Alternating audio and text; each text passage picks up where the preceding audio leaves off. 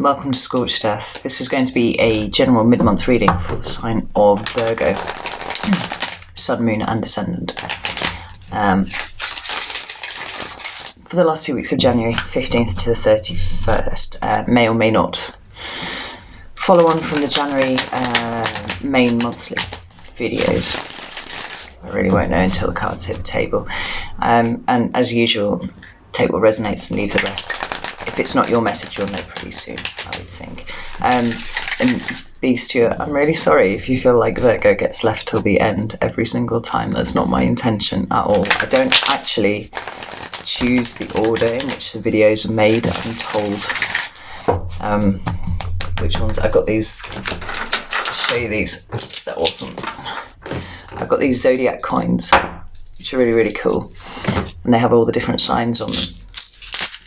And I go with whichever one is throwing out the heat. For which one wants to go next? That's the Virgo one there. I don't even need to see if the camera's picking it up terribly well, but it's cool. It's got a woman on it with a cornucopia and stuff. So, blame Spirit, don't blame me, I'm really sorry. But I'm here now. So, just give these one more shuffle.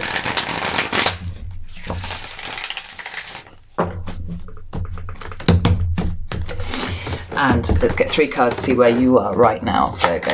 3 cards for Virgo, please. Whoa. 3 cards for Virgo.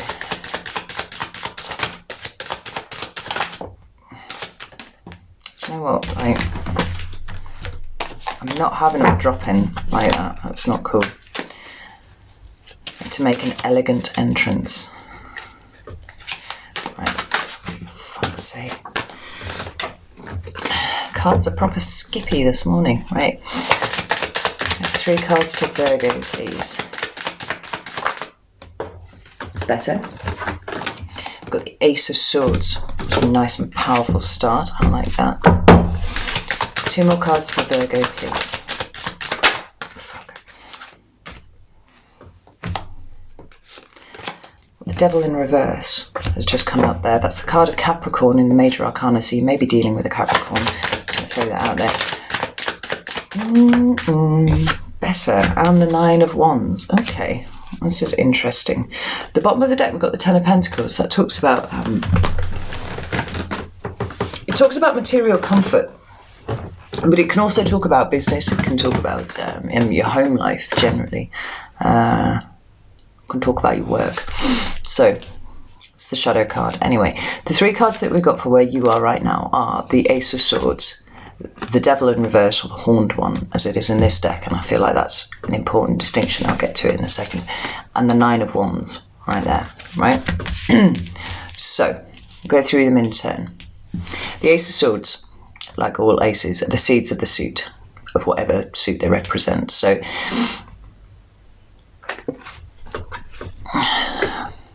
the Ace of Swords talks about communication. It talks about words, it talks about thoughts, it talks about the way we express ourselves inwardly and outwardly.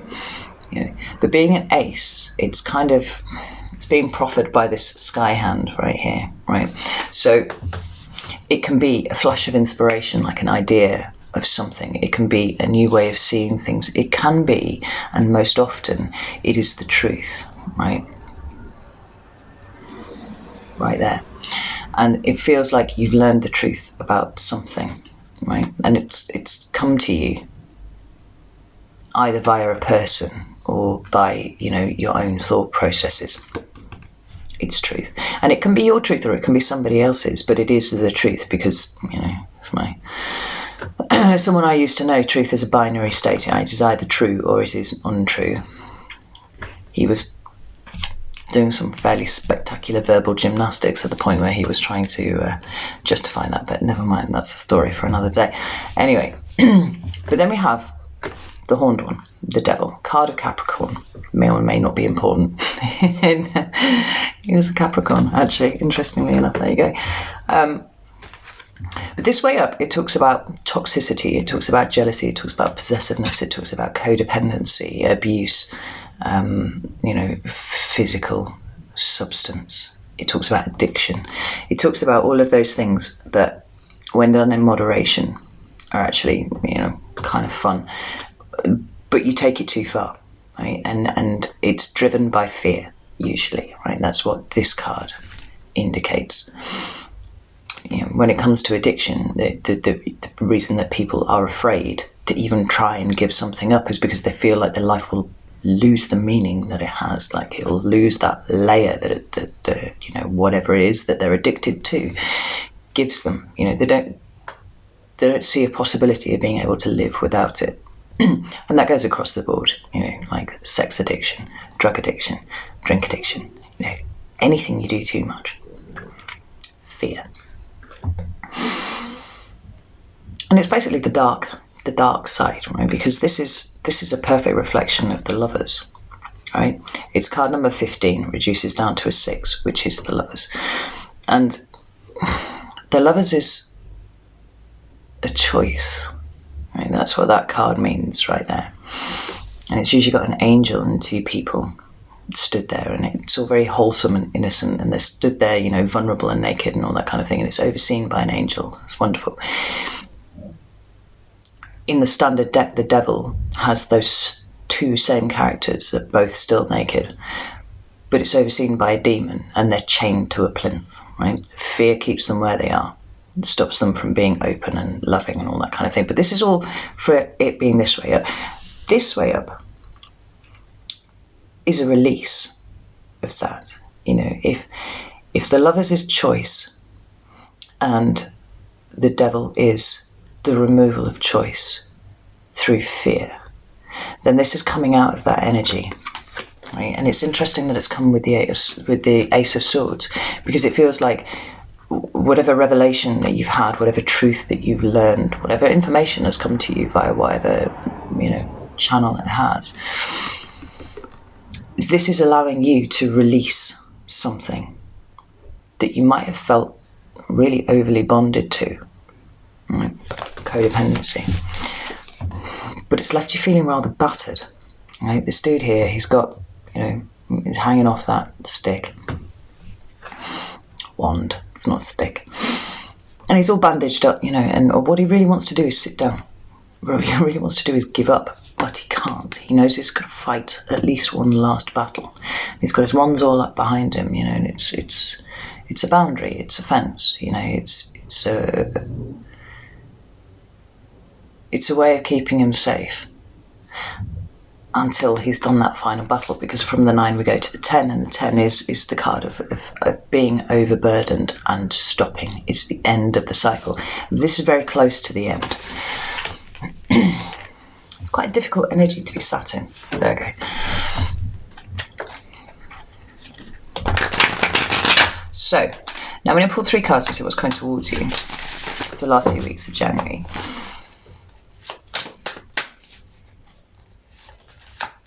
This Devil reversed is really good energy, though.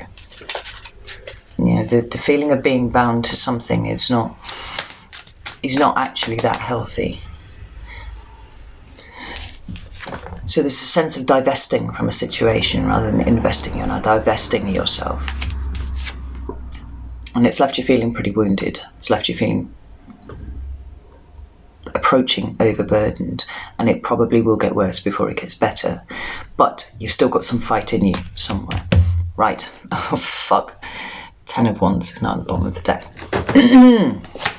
3 cards for what's coming towards Virgo, please. Well, interesting. 3 cards for Virgo. 2 more for Virgo, please. I'll stop it. That was the King of Wands that just jumped out there. So there may be an Aries, Leo, or Sagittarius that is important part of this situation. Take it as it resonates to you. So we've got the Empress there. That for me is the card of Taurus, although some readers ascribe it to Libra as well. So I think it's because of the Venusian correspondence. But for me, it's Taurus, if it's a person. 2 more cards for Virgo, please. Ooh. 2 more cards for Virgo. See what we've got now. This is interesting. So you've got 3 major arcana, and this is a big deal because the major arcana is kind of, well, as it sounds, it's the major stuff that happens around us. If the minor arcana is kind of like the day-to-day stuff, then the major arcana is big, life-changing kind of checkpoints, really, you know, where we make decisions and we move off in light of, you know, the universal energy that's kind of kicking away at us. So what you've got is the Empress there. You've got the Star, which is the sign of Aquarius, so they may feature somewhere. And then you've got the Hierophant, which is the card of Taurus. 2 Taurian cards there. You might have Taurus somewhere in your chart quite strongly. Or you're dealing with a Taurus. So the Empress is the higher echo of all the queens, right? She is the embodiment of all the queens together. So the Wands, the Cups, the Pentacles, and the Swords. But she's in charge of fertility and abundance and new starts for me, because like quite often she's depicted as pregnant, like she's bringing new things into the world. She's birthing something new.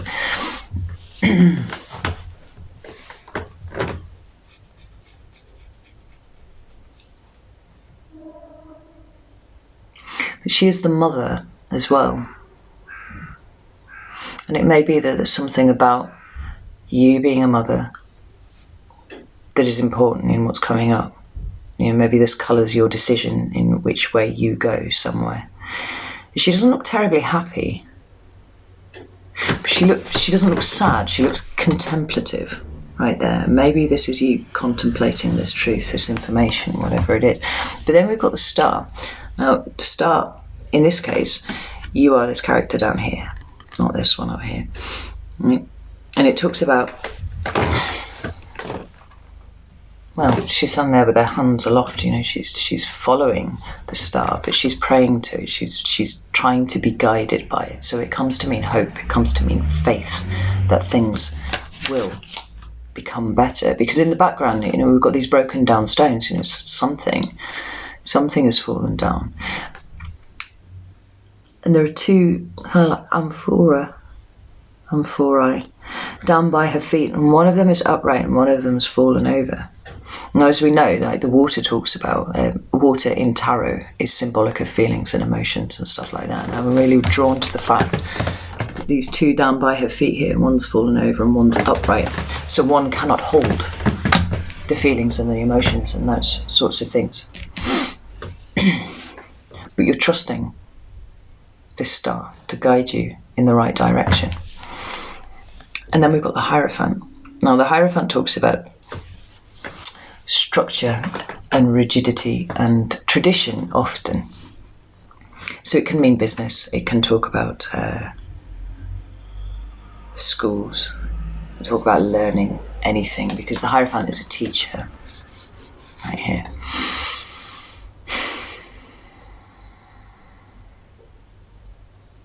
But it's any institution where there's a leader, like, who disseminates information down. It's usually called the acolyte card because there's usually 2 people bowed at the feet of the Pope. It's how it's usually depicted. And, you know, he's deciding what spiritual knowledge he gives to the people below him, and they will go off and teach, you know, less than that to their acolytes, who will then, you know, down and down and down and down. It's a stepped progression with one person at the top. But quite often it talks about the institution of marriage as well, because we've got, you know, tradition and all that kind of thing. So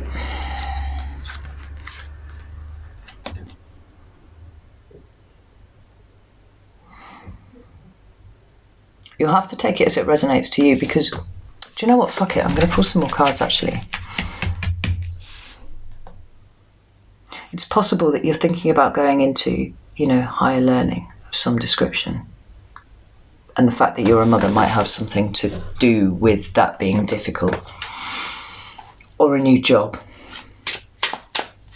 You know, and you're kind of just trusting that you're doing the right thing. Maybe it's something to do with your marriage. Let's see. Which bit do I want to clarify? But whatever it is, it's something new, and it's something that you're praying fervently for, that it goes right, that you're going in the right direction. Star.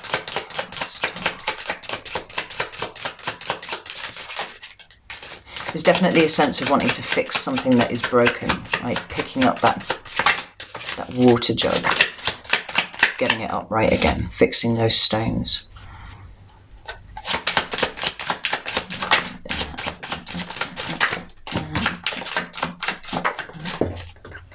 Finally, got the High Priestess. The High Priestess is, well, she's the keeper of wisdom, and secrets and knowledge, and all that kind of thing. But she's very guided by her own intuition, you know, and it kind of is entirely appropriate that it would come out underneath the star. You know, both of these, like, she's following a star externally to her, but the High Priestess is the one who told her that the star was what you should be going after in the first place. You know, that, like, that one, followed that one right there. It's a very internal thing. Let's see the Hierophant. Where's the Hierophant here, please? Ooh, 10 of Cups. That's complete emotional fulfillment right there. More of the 10 of Cups, please.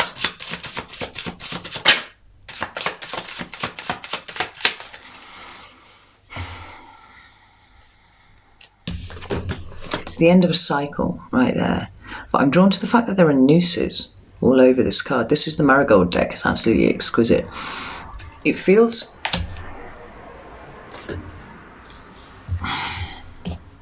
Standard depictions of the 10 of Cups are usually very... well, they're very, you know, romantic, and they've got that kind of really lovely tone, and there's rainbows, and, you know, there's great happiness that comes from the card. I'm not getting that at all here from this card. Look at those nooses.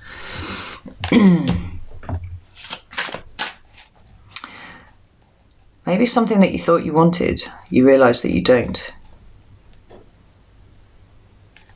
Like, going after something that you want would be, at this point, equivalent to putting your head in a noose and jumping off a stool. I don't think, no, it's just really dark. And then we've got the 5 of Cups, which talks about grief and regret. And all these skulls are upside down, which is would be quite discombobulating, I would think. I always spend all your time upside down. But 5 is half of 10. Maybe there's something about this would be taking a step backwards to go after what you think you want. Let me get one more card for the Star, because it seems like you're moving on faith, you're moving on intuition, you're following your star. But at the same time, there's a feeling, there's brewing here, there's bubbling, that maybe what you're going after isn't actually in your highest good. Tell me more about the Star, please. More about the Star. God, this is going to take much longer than I thought it would take. Everybody else is... But the 5 of Swords. Right, 5 of Swords is conflict, and it's change, and it's words, and it's communication, and thought patterns and stuff like that. But this is a really interesting depiction, because rather than having, you know, one main person who's got everybody's fucking swords, frankly, and 2 people who've put theirs down and walked away, this just has 5 swords. But look at the biggest one there. Right? There's a sense of a line of communication having been broken right there. Oh, I love that. Then it's the biggest one. It's the main one.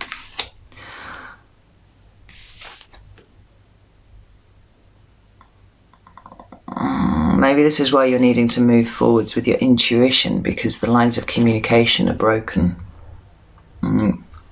Take it as it resonates to you. I get sick of saying that, but, you know, well, equally, I don't need to fully understand the message to pass it on. I'll get one more card. High Priestess and 5 of Swords, because I'm nosy and I do like to understand exactly what it is I'm putting out into the universe right here. One more card. Put that, please.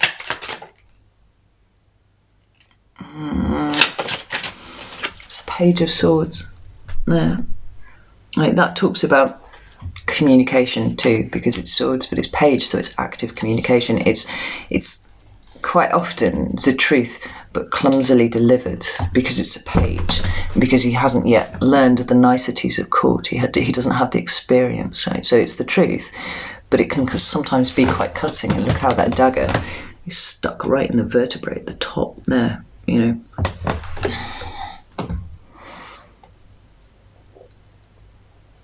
Wow. How interesting. Right, I'm going to pull some cards of advice. I mean, I hope this makes sense to someone, because fuck, I don't know really quite what you've got going on here. It seems confusing. It seems like the realization that you're going to have in the last couple of weeks of January is the thing that you're running towards, that your gut is telling you to run towards, because this line of communication being broken, this way of expressing yourself not being open to you, is actually not what you want in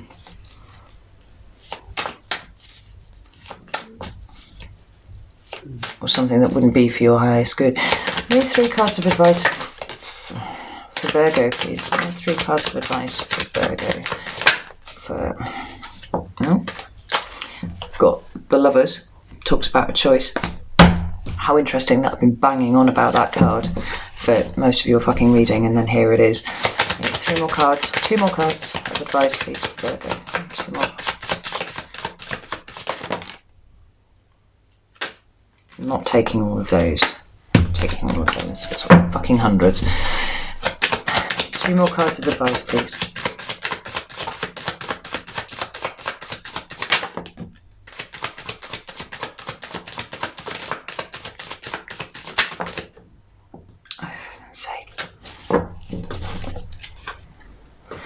Right. This is interesting. So, like I said, the Lovers is the lower echo of the Devil. Oh, my light's gone all fucking weird all of a sudden. There. But he talks about making a choice, right? And this kind of choice is a better choice than the one indicated by the Devil. When we're talking about fear and stuff like this, this is love, right? So this is about making a choice about something. And it's important. It's a life-changing choice. But it's not one that you should undertake on a whim, right? Because the card that you've got to follow is the Moon. And the Moon is about the things that bubble underneath. You know, it's the subconscious. It can be the way that you access your higher self, which can be dreams and stuff like that as well. But it says that there are things that you need to consider that are going on inside you. You need to bring them out into the light so that you can look at them before you make this choice, I think. Maybe the choice will be what brings these things up to the surface.